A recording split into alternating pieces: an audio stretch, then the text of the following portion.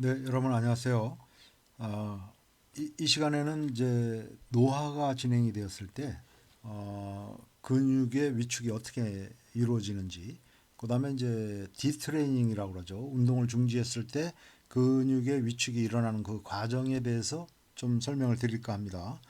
어, 이제 근육의 비대에 대해서는 그 기존적인 내용을 제가 이전 강의에서 설명드렸는데요.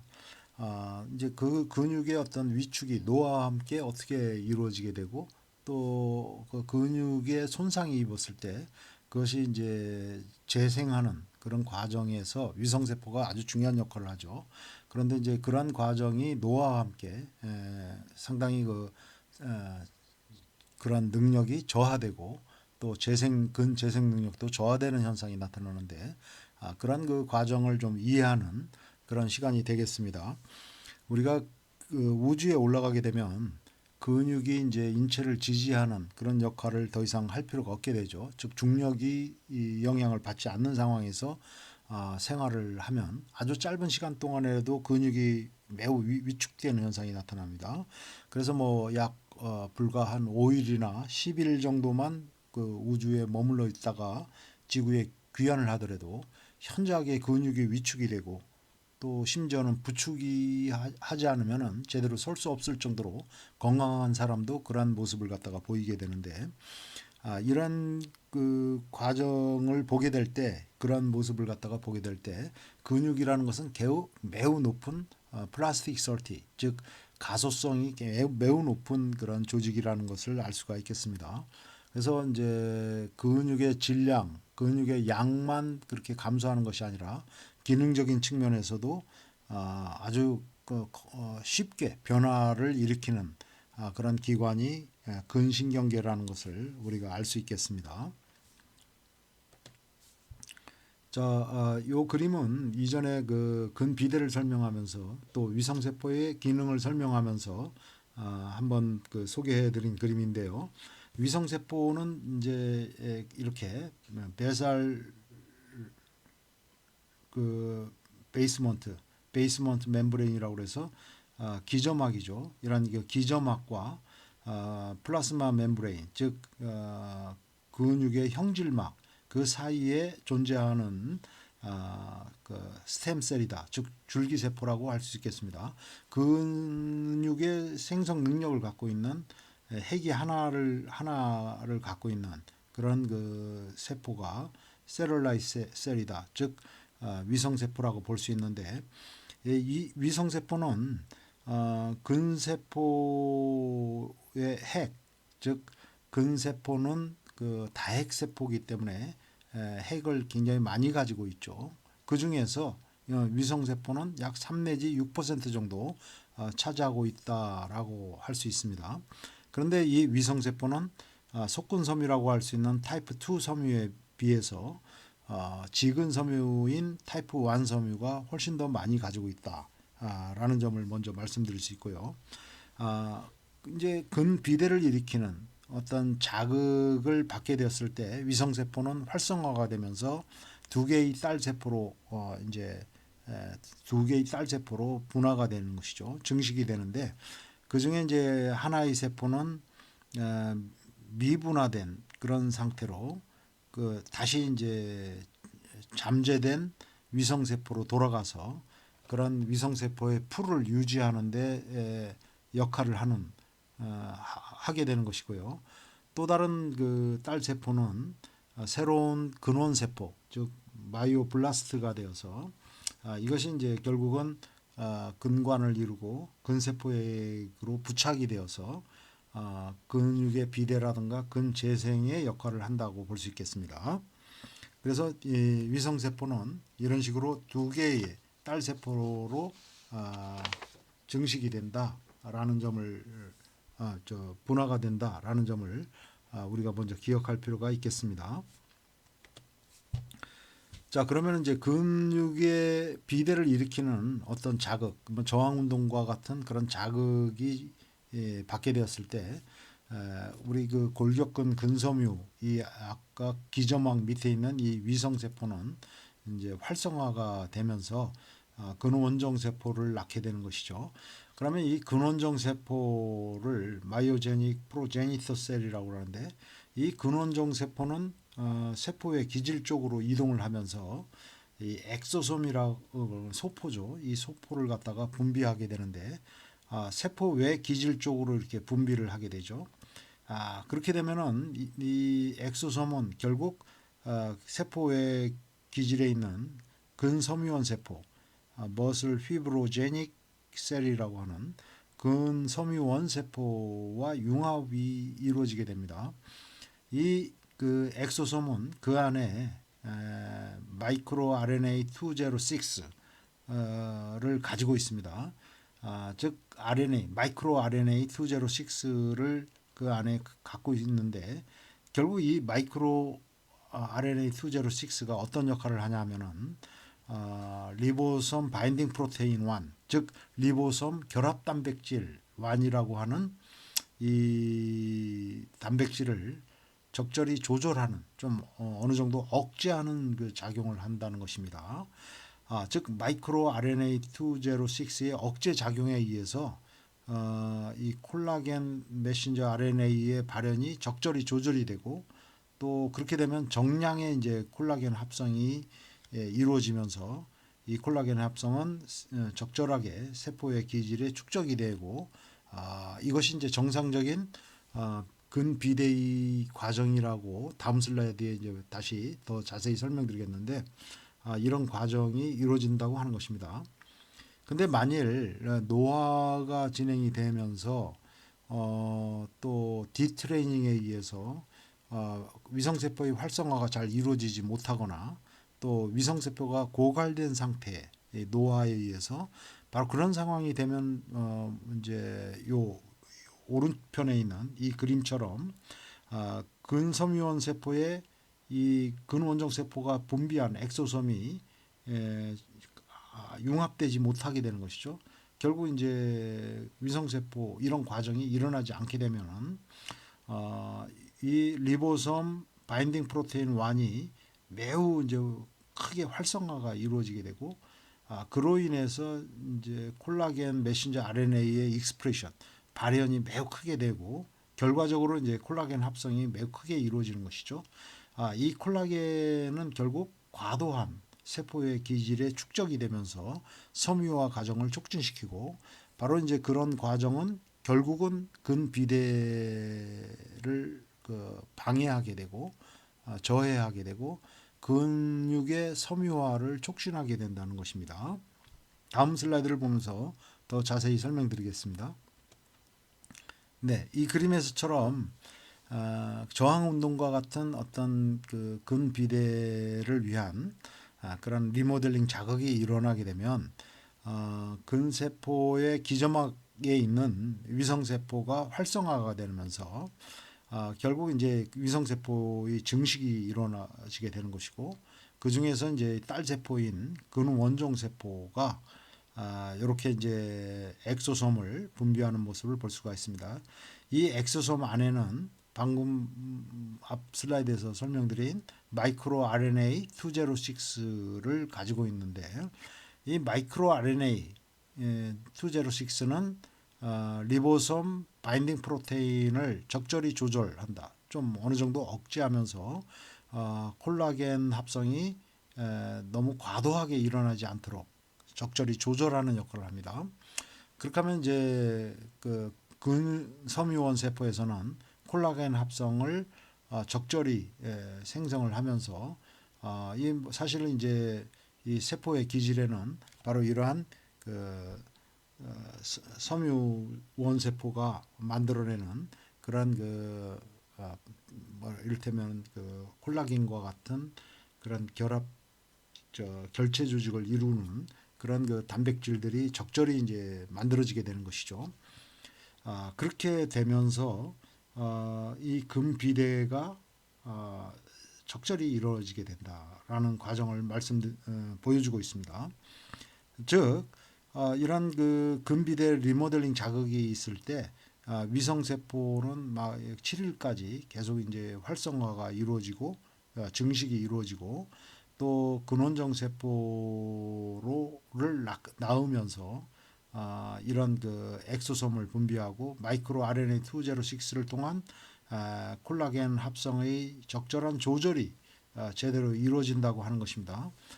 그 이후에 이제 뭐 이런 기간 동안 이런 과정이 계속 이루어지면서 근비대가 이루어지는 모습을 볼 수 있고요. 이것은 이제 섬유와의 조절이 적절하게 잘 이루어지는 상태, 정상적인 상태를 보여주고 있는 것입니다.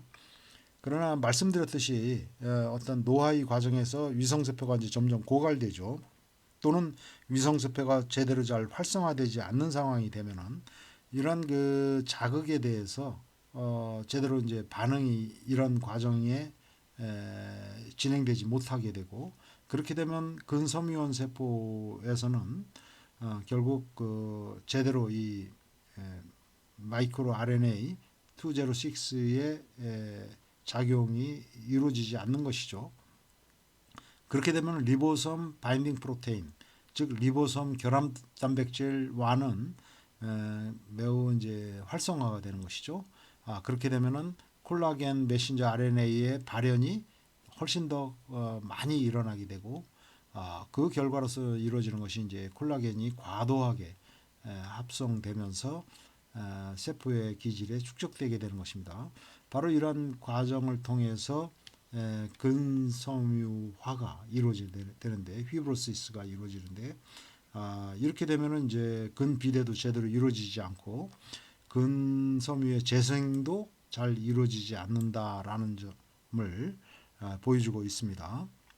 자, 이것이 이제 우리가 노화의 과정에서 또는 병적인 근손실의 과정에서 잘 나타나는 그런 현상을 보여주고 있는데요. 이런 현상은 결국 이러한 그 단백질들, 이러한 효소들의 감소와 매우 밀접하게 연관이 있다라는 점을 말씀드릴 수 있습니다. 즉 노화기에 이제 제대로 운동을 하지 않고 근감소증이 이제 가속화되는 상황, 사르코페니아라고 합니다. 근감소증을 또는 이제 암, 카엑시아라든가 또 신경근 질환이 있을 때 또 심장 질환이나 신부전과 같은 상황에서는 근의 소실이 근육의 손실이 매우 빠른 속도로 일어나게 되는데 이렇게 되면은 이제 제대로 아주 빠른 속도로 건강이 상실이 일어난다고 볼 수 있겠습니다.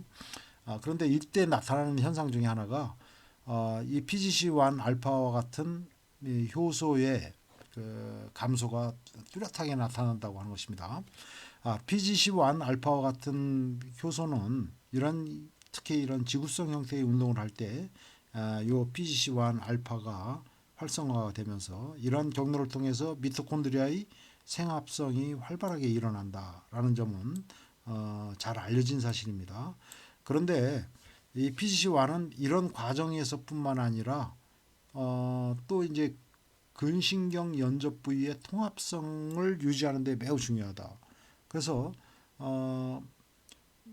이 근신경 연접이라고 한다면은 운동신경의 말단이 근섬유의 근초, 근섬유막에 이렇게 결합되어 있는 부위를 그런 구조를 나타내는 것이고요. 이런 그 통합성을 유지하는 데 있어서 PGC1 알파가 매우 중요한 역할을 한다라는 것입니다. 그러면 이제 이런 PGC1 알파는 이런 지구성 훈련에 의해서 그 활성도를 어느 정도 잘 유지할 수가 있기 때문에 이런 측면에서 근신경 연접의 통합성을 유지하는데 매우 그 지구성 운동이 중요한 역할을 한다는 것도 우리가 좀 이런 것을 보면서 알 수가 있습니다. 실험적으로 신경을 제거한 동물에 있어서 이 신경을 제거했을 때, 즉 신경의 분포가 제대로 이루어지지 못했을 때 위성세포가 소멸되는, 즉 위성세포의 아포토시스, 위성세포의 자멸사가 증가하는 현상을 볼 수가 있습니다. 그렇기 때문에 이런 측면에서도 이런 그 심폐 기능 운동이 결과적으로는 PGC1 알파의 활성도를 높이는 가장 좋은 방법이 되기 때문에 이것이 결과적으로는 위성세포의 어떤 활성도를 계속해서 노화가 진행되면서도 유지하는 데 매우 중요한 역할을 할 수 있다고 하는 것입니다. 또한 PGC1은 이런 지구성 운동에 의해서 활성화가 이루어지고 또 이 경로 mTOR의 경로를 통한 이 위성세포의 활성도 증가와 단백질 합성의 증가를 통한 근육량의 증대와는 상호 기량적으로 이제 작용하기도 하지만은 그렇지만 어느 수준에서는 이 PGC1 알파가 근육이 소실되는 것을 방지하는 역할을 한다는 것입니다. 그래서 프로테아솜 경로, 자가포식 경로를 이전의 강의에서 간단히 설명을 드렸었는데요. 바로 이런 경로를 통해서 근소실을 방지하는 작용을 PGC1 알파로부터 기대할 수 있다는 것입니다. 그런데 이제 PGC1 알파는 속근보다는 지근, 즉 타입 2 섬유보다는 타입 1 섬유에 훨씬 더 많습니다. 그렇기 때문에 우리가 보통 이제 노화가 진행이 되면 속근이 먼저 감소하지 않습니까? 즉 타입 2 섬유가 먼저 많이 감소하게 되는데 그러한 그 속근이 먼저 감소하게 되는 주된 이유가 노화와 함께 PGC1 알파의 감소가 아주 뚜렷하게 나타나기 때문에 그렇다 이렇게 우리가 설명될 수 있는 것이죠. 또 하나 중요한 단백질이 열 충격 단백질이죠. Heat Shock Protein 70. 바로 이 단백질은 단백질의 안정화나 변형을 방지하는 데 아주 중요한 역할을 한다. 아주 잘 알려진 그 단백질이죠. 그래서 이 히트쇼크 프로테인 70는 이 골격근에 아주 가장 많이 풍부한 그런 단백질이라고 볼 수 있고요. 전체 이제 단백질의 약 1 내지 2%를 차지할 정도로 굉장히 많은 그런 그 단백질의 구조를 단백 세포의 구조를 보호하는 그런 작용을 하는 단백질이라고 볼 수 있고요. 그래서 이제 단백질의 뭐 미스폴딩을 방지하고 또 단백질의 리폴딩을 도와주는 그런 작용을 한다고 볼 수 있고요. 또 한편으로는 불사용 위축, 즉 훈련 중지에 따른 근육의 위축을 어느 정도 이렇게 보호해주는, 막아주는 그런 작용을 이 열충격 단백질이 한다는 점도 말씀드릴 수 있겠습니다. 또 한 가지 중요한 단백질을 스프라우티1이라고 하는 단백질인데요. 이것은 이제 근 위성세포가 활성화되고 그래서 이제 그 두 개의 딸세포, 두 종류의 딸세포가 만들어지게 되는데 그 중에 이제 다시 그 잠재된 위성세포로 돌아가서 위성세포의 풀을 유지하게 하는 바로 그런 중요한 단백질이 스프라우티 1이라고 할 수 있습니다. 즉 위성세포를 다시 그 풀로 돌아가서 잠재된 상태로 그렇게 위성세포의 풀을 유지하도록 하는데 중요한 역할을 하는 것이 스프라우티 1이다. 그런데 이제 그렇기 때문에 스프라우티 1의 이 단백질의 감소가 있게 되면은 위성세포가 쉽게 고갈된다고 하는 것이죠. 그래서 노화가 진행이 되면서 바로 이러한 그 위성세포의 고갈이 나타나는 것은 이런 스프라우티 1 단백질이 상당히 저하되어 있기 때문에 바로 그런 측면을 또 말씀드릴 수 있겠습니다. 자, 이런 것을 방지하기 위해서는 결국 어느 정도의 심폐지구성 운동 이것이 상당히 중요하다는 것을 다시 한번 말씀드릴 수 있습니다. 요즘 이제 그 노화가 진행이 되면서 근육이 중요하다 하다 보니까 또 이런 측면이 간과되는 측면이 있어서 더욱더 우리가 좀 이런 측면에서 근육량을 유지하는데도 심폐 기능 운동이 특히 일부 암 환자라든가 또 노화가 많이 진행되는 그런 그 사르코페니아 상태에서는 이런 심폐 기능 운동이 선행되는 것이 매우 필요하다라는 점을 이런 점을 통해서도 말씀드릴 수 있겠습니다. 즉 노화가 진행이 되면서 근육의 경직도도 증가하고 또 세포 외액의 기질의 변화가 나타납니다. 즉 피브로블라스트의 섬유 아세포의 활성도도 많이 높아져서 섬유화가 진행되기 쉽다고 하는 것이죠. 또 이것은 위성세포의 활성도가 감소하는 것과 매우 관련돼 있다라는 점도 말씀드릴 수 있고요. 또한 뭐 당연히 노화와 훈련 중지와 함께 모세혈관의 밀도가 감소하게 되는데 전 시간의 강의에서도 말씀드렸듯이 일정 수준 이상의 모세혈관의 분포가 있어야만 근비대가 제대로 일어난다.